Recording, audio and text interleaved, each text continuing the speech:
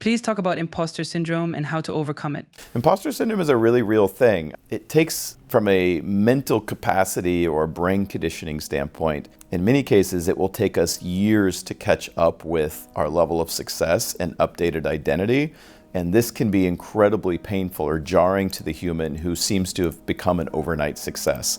So if you went from being no one to the world to somebody to the world, overnight, it would seem, that can be incredibly hard internally to absorb because you don't feel different. You don't see yourself different, even though the world is seeing you different. And so sometimes this can take years to catch up and develop, and it can have a pretty gnarly effect on your behavior, your worldview, your confidence. And so I would say, get comfortable being uncomfortable.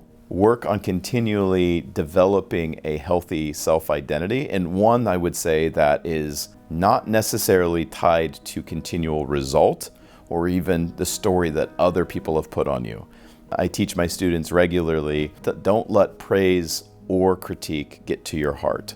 Don't let either one of them get too far that you live for one or the other. And it's really easy for this to happen when you become more and more successful and you have more and more responsibility and more is asked of you to create identities around these things. I would, and as I do, my personal practice is every title, every success and failure of the day, I lay down at night. I surrender all of it and I get back to I am, period. So that my identity doesn't get tied to these things too much. Then I can comfortably show up and be the best version of me every day without feeling the need to be anything for any one person. But imposter syndrome is a very real thing, especially for those who have meteoric rise in success. It can feel internally very challenging because we haven't caught up with the way the world is seeing us, and it can take time. Give yourself patience and grace and continue to work on being the best version of yourself while not taking all of it too seriously. Hopefully that helps. How you deal with being too agreeable and always getting walked over.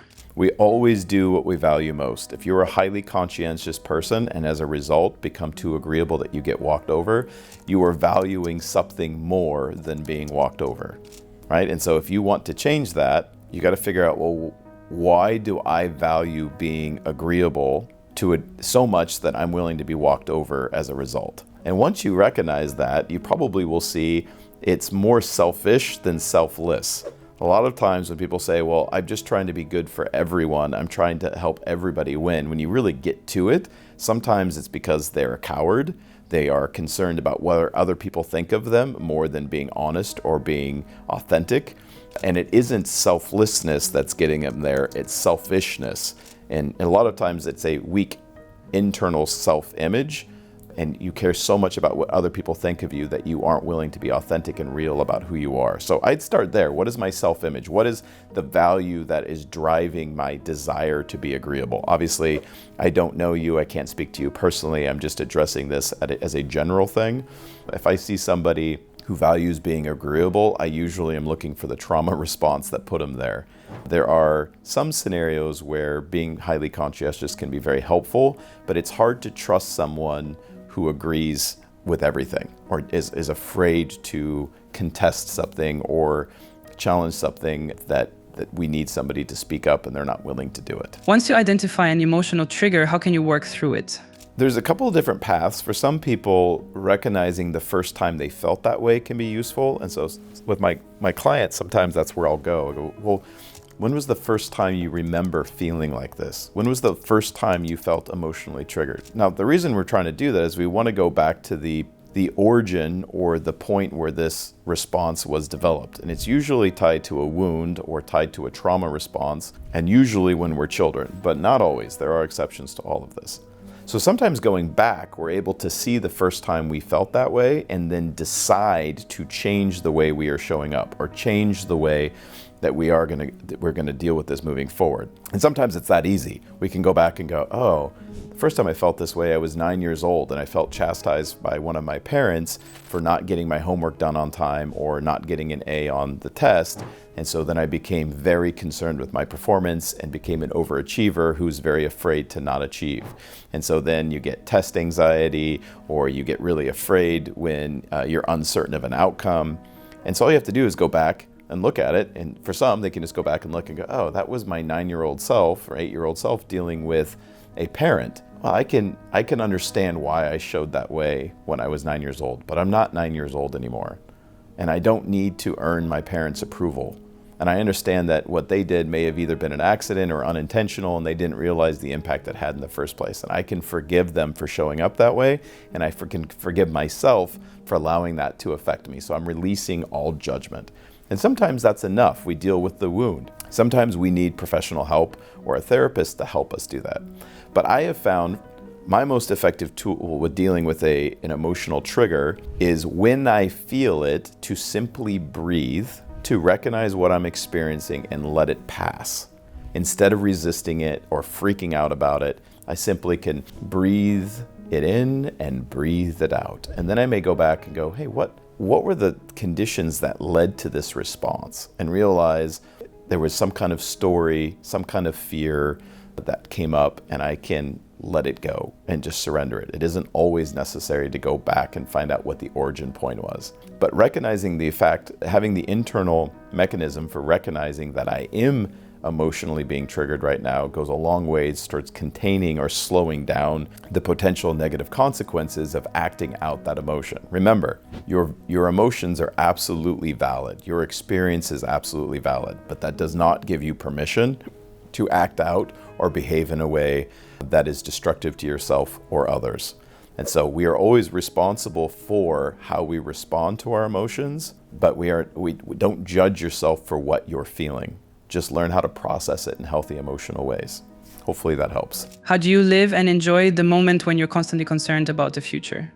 Here's the thing. The future isn't real. Now is all there is of time. It's the elongated now.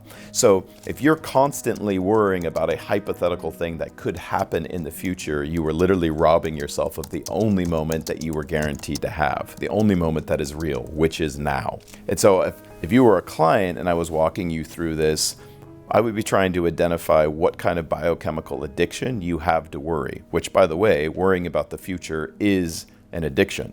There is a biochemical feed that comes with that. And sometimes it feeds our desire for significance, for feeling like we're in control, for creating certainty, which, by the way, are our psychological human needs. And it robs us of the only moment that is real, the moment we're in. And so if we're always living in the future, we're not actually living.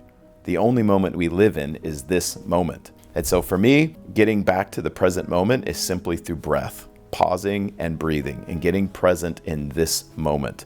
And so if I find myself worrying too much about the future for too long, I will do things that will bring me back to this moment. And I qualify the quality of my life based on how easy it is for me to stay in the moment.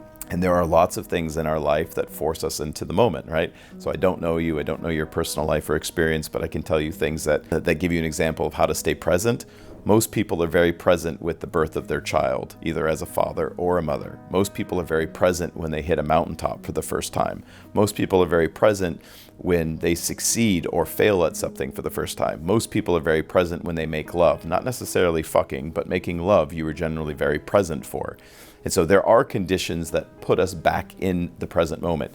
New experiences. If you've ever gone and walked in the forest in an area that was breathtakingly beautiful, I promise you, you were probably not wandering off and thinking about the future. You were very much in the present moment.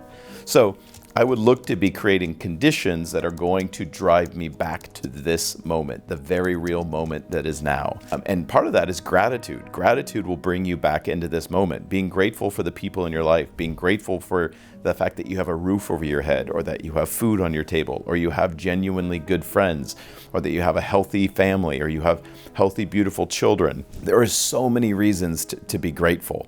But I find gratitude easily drives us back to the present moment and gets us out of the fear of the future. Now, I will say, you want to plan for the future, so I wouldn't live totally without planning for the future, but if you're predominantly living there, you are robbing yourself of the only moment that is real, which is now, which is where life is. How to cope when you're under pressure?